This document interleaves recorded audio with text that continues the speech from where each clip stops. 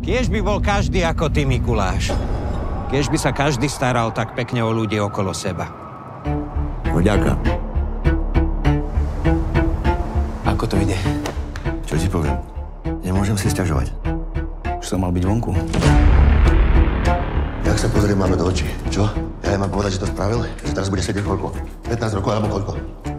Lojzo, dobrý chlapec. Robili sme spolu kšeft? Trochu to nevyšlo, tak radšej sedí, ako by mal bonzovať na kamaráta. To nebol bohviaký kšeft, keď sedí. Niečo vyjde, niečo nie, ale už sme múdrejší. A čo to bol za kšeft? Väčšina ľudí toľko zarobí za rok. Nikomu sa nič nestalo. Ty z toho robíš neviem čo. Bol tu jeden kšeft, už sa nebude opakovať. Celá dedina obdivuje toho vášho Mikyho. Chlapec z Telgartu, šofér autobusu a aký je zrazu veľký pán.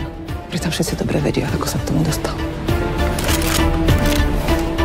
Políciu vybavíme. Takže čo sa o vás hovorí, že sa hráte na mafiánov, to je pravda?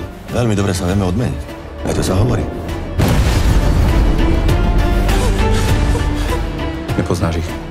Tebe sa to nejak netýkalo. Nemáš tam ani prachy, ani nič. Pekný biznis si vymyslel.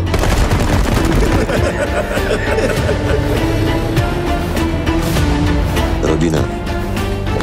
Na rodinu sa nešáha, kamarát. Vieš veľmi dobre.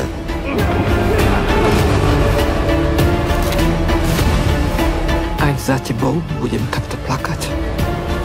Nikdy. Čo som ja zač, čo si kurva ty zač?